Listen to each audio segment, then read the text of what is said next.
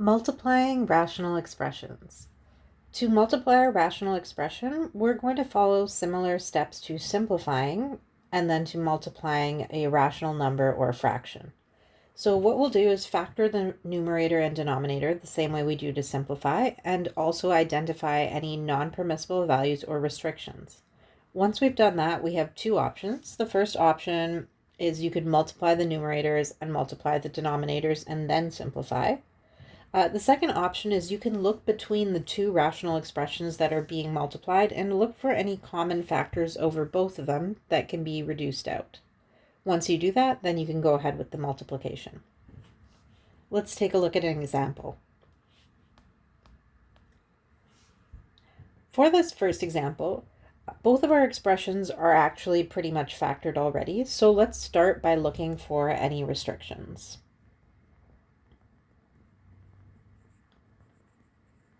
Our primary restrictions will come from the fact that we cannot divide by 0, so any variable in the denominator like q, r, and p, each of those will give us a restriction because they cannot be 0. So we would say that p cannot be 0, q cannot be 0, and r cannot be 0. Each of those produces a restriction. Once we've done that, we can kind of go step by step to reduce. I'm going to start with just looking at the coefficients or the numbers in front, and I will look at both numerators and both denominators to see if anything can be divided out. For example, we have 15 and 75. Those are both multiples of 15, so we can reduce to 1 and 5. We also have a 2 and a 4, which can divide to 1 and 2. So those are kind of similar steps to what we would do in reducing a fraction. Let's now rewrite this before we reduce any of our variables. So we have 5, p to the power of 6, qr squared over 2, p squared qr. So just combining our numerator and our denominator and also reordering any variables to be in alphabetical order. What we can do for a next step is look at each variable and then divide anything out that goes away. So we have a 5. Looking at our p terms, we have a p to the power of 6 and a p squared. If I divide those, that's going to leave me with p to the power of 4. Our q terms are actually going to divide out because there is a q and a single q. We also have r squared and r, so one of those r's will divide out, and that will leave a single r behind. And that will also still be over 2. Again, I would check to see if there's anything else that can be reduced. In this case, that's actually fully reduced, so we are now simplified. That tells us that this original multiplication expression is actually equal to this simplified single rational expression, as long as our restrictions are met and p is not 0, q is not 0, r is not 0. All right, let's take a look at a slightly more complicated example. For our next example, our rational expressions are a little more complicated, but we do see that they can be factored. This is a good time for you to pause the video and try to factor as much as you can, and when you unpause, I will be back with a factored version. Welcome back. Here is our factored version. I do like to point out one of the factored forms, and that is this numerator over here. Before I factor it, I notice I have a negative sign in front of the x squared, knowing that I'm going to want to be able to reduce as much as possible and take out any like terms. I look for something I can factor out, and in this case I actually factor out a negative x, which leaves me with negative 4 plus x in brackets. The reason I like that is if I compare this to this other x minus 4 here, I know those two terms are actually the same. So what I'm going to do is rewrite this slightly. We'll keep the first part the same.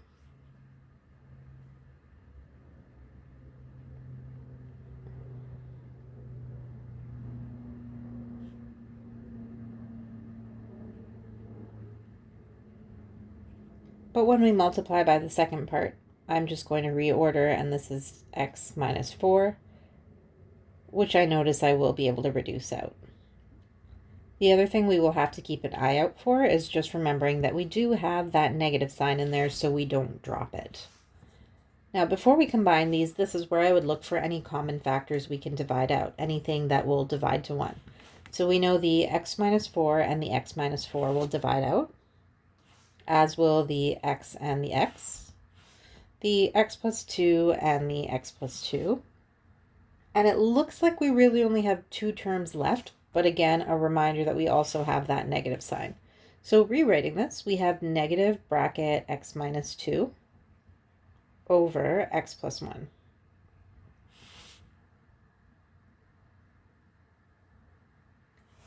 Or a second way of writing this, if we want to multiply out that negative sign, is we could write this as 2 minus x over x plus 1.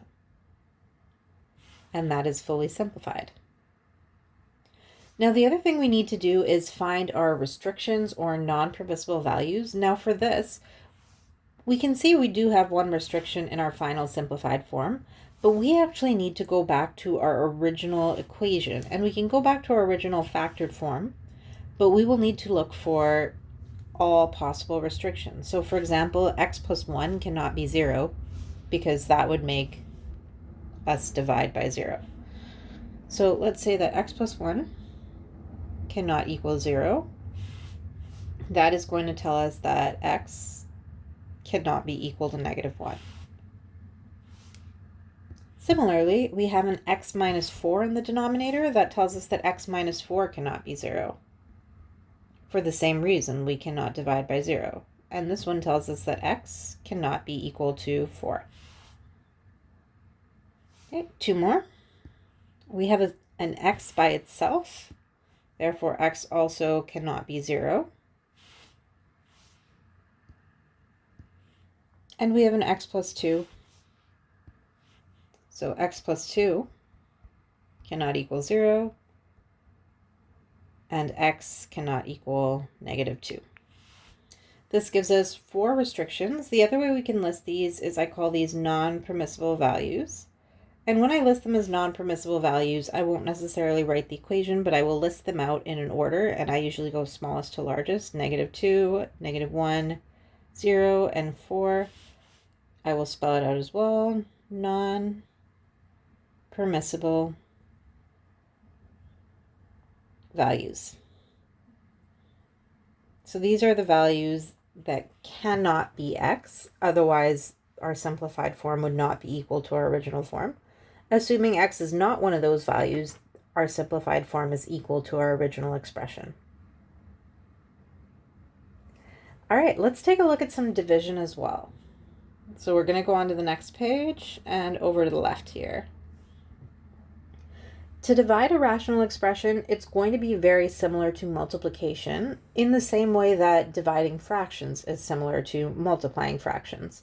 You can still factor and identify your non-permissible values, but we also know how to convert division into multiplication when we're dividing by a fraction. And we do this by multiplying by the reciprocal. I'm actually going to look at the example down here first for that part. If we have a fraction being divided by another fraction, we can rewrite our division as a multiplication problem by multiplying by the reciprocal. So notice the first fraction or expression stays the same, but the second one is a reciprocal. The same is true if we look at this example here. We take our original division problem and we just rewrite it as a multiplication problem.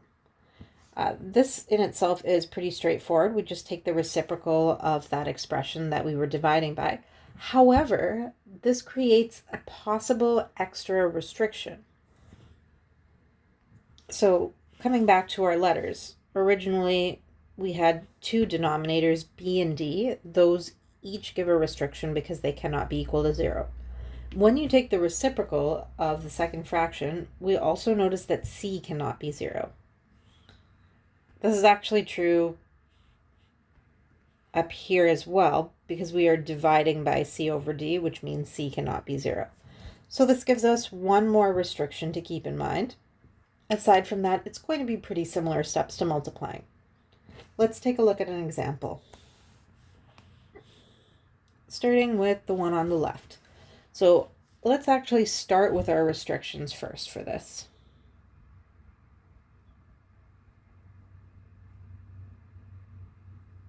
So we clearly have some division with a z in the denominator, and that's going to create a restriction. But we are also dividing by 9x to the power of 4 over something. Or once we do our reciprocal, which we can rewrite on the right here to kind of see it, 6x over z cubed times z squared over 9x to the power of 4, we see this actually creates one more restriction. So our restrictions are that z cannot be equal to 0, but also that x cannot be equal to 0, otherwise we would be dividing by 0. So we have three parts of the original equation. I'm going to go back and highlight. This creates a possible restriction, this creates a possible restriction, and this creates a possible restriction. Once we found those restrictions, we can now treat this like a multiplication problem and go ahead and simplify anything that can be simplified, combine anything that can be combined. Taking a look at this offhand, I can see the 6 and the 9 are going to divide to 2 and 3. I'm going to take away that highlighter. We have an x and an x to the power of 4. So I'm going to take away a single x there, and this will now be x to the power of 3. We also have z squared and z cubed, so that allows us to take away two of the z's and just leaves a single z. Okay, taking a look at what is remaining. In the numerator, we have a 2.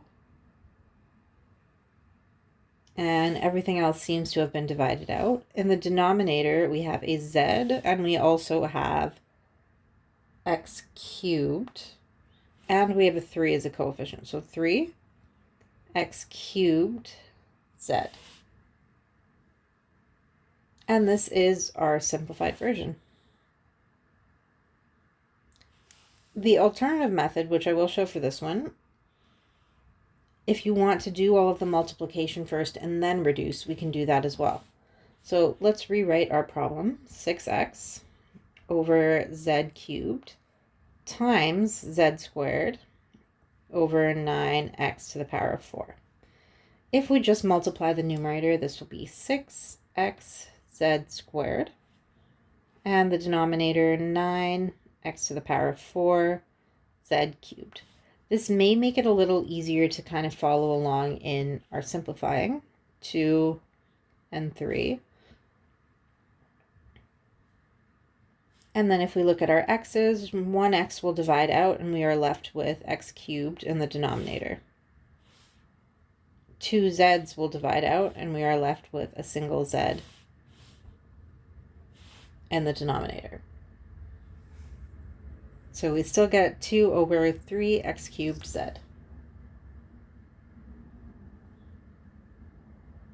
And now on to the slightly more fun example, the one that requires some factoring.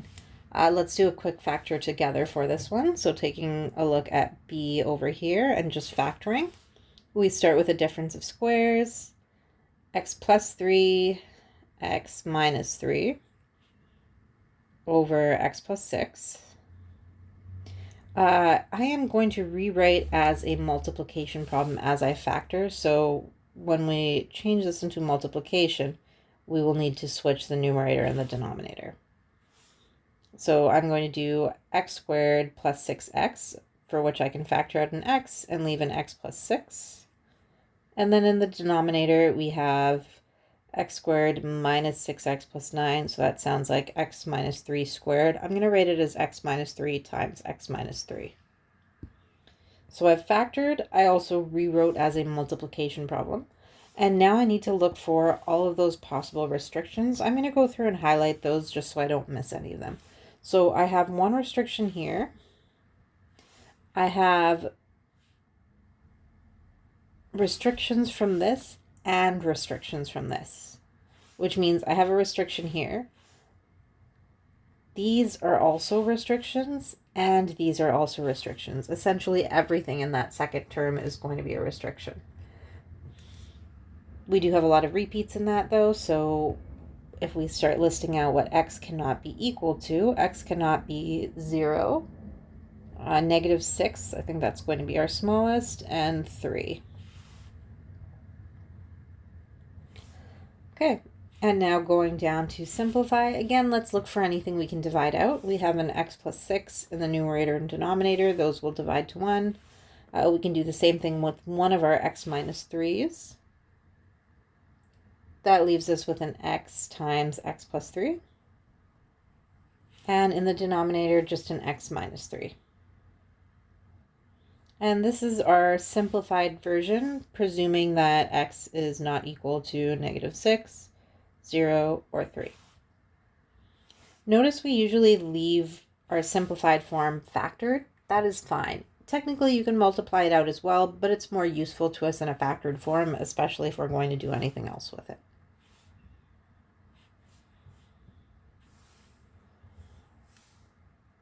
All right, let's look at a couple of the more interesting exercises, and these would be good ones to, again, pause and try yourself before you come back to fill these in. So the first one is just going to be a whole lot of factoring to start, and then we can go ahead and multiply. Let's start by just writing it in its factored form. This is where you will need to go and factor using your own method if you have a term that starts with something in front of the x squared. I'll do one of these. So for example, the first one, we start with a 2x squared, so we're going to need a 2x and an x. This is where you can use the box method or whatever method you prefer for factoring, but I will do one where we just use the box method, and I'll do it on the side here. So for the box method, we have 2x squared minus 5x minus 3, so I need two numbers that multiply to -6, but add to -5. That would be -6 and +1. So let's fill in our box. 2x squared minus 6x plus 1x minus 3. And then finding our greatest common factor will be x minus 3 and 2x plus 1. So we get 2x plus 1 and x minus 3 as our factored numerator. You're going to factor the other three similarly. I won't show the steps for all of those. I'm going to take this away so we have a little more room. Okay, filling in our other factored forms, we have 2x minus 1 times x minus 2, and times our second expression, 2x minus 1 times x plus 2 over, an easy one at least, x minus 1 times x minus 3.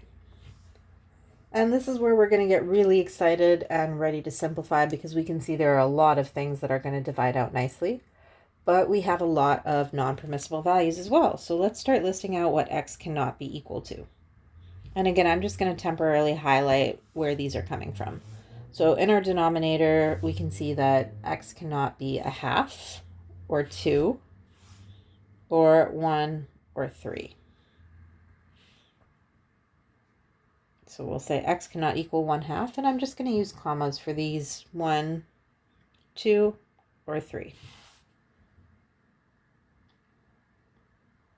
Once we've listed all of those out, we can now start simplifying. So I'm going to come back to my factored form, and I'm going to look for anything that I can divide out of the numerator and the denominator. So I can see the x minus 3. There is a 2x minus 1. We also have a 2x plus 1, so just make sure you're dividing out the correct one.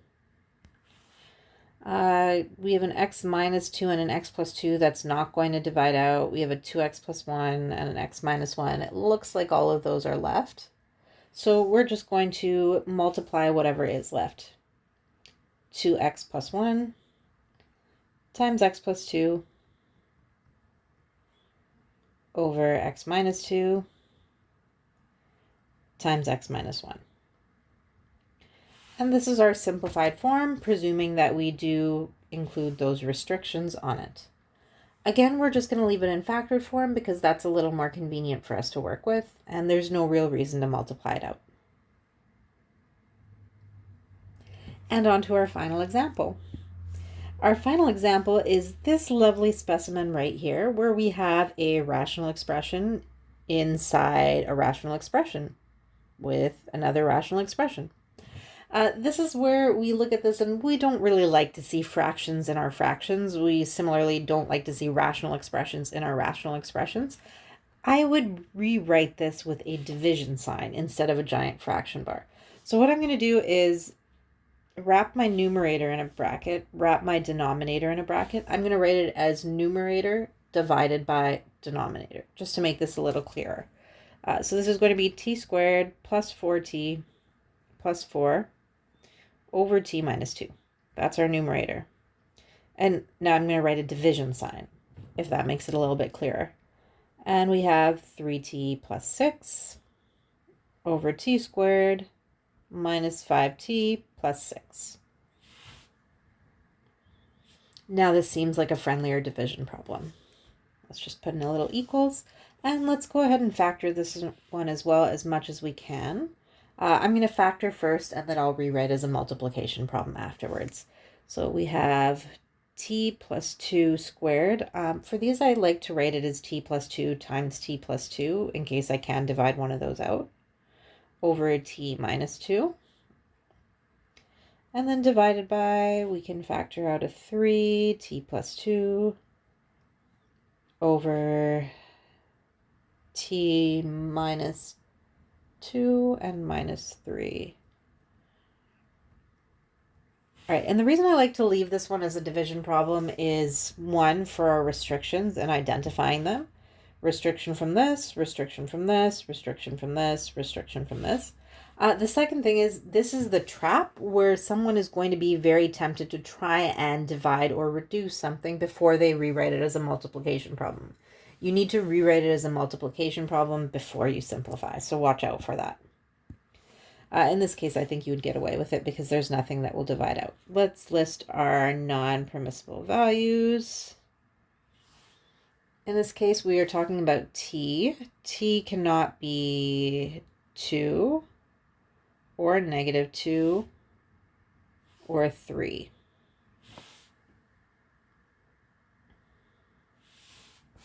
And let's rewrite this as a multiplication problem. So our first expression will stay the same, t plus 2 over t minus 2 times our reciprocal, t minus 2, t minus 3, over 3, t plus 2. And now we can start dividing out. So we do have a t minus 2 that will divide out nicely. We also have a t plus 2 that will divide out. And that's going to leave us with a couple of terms in the numerator. We still have a t plus 2 times t minus 3. Over in the denominator, it looks like we only have a 3 left. Okay, that is fully simplified. Again, we're just going to leave it in factored form, and it is now complete. All right, that's all for today. Happy factoring!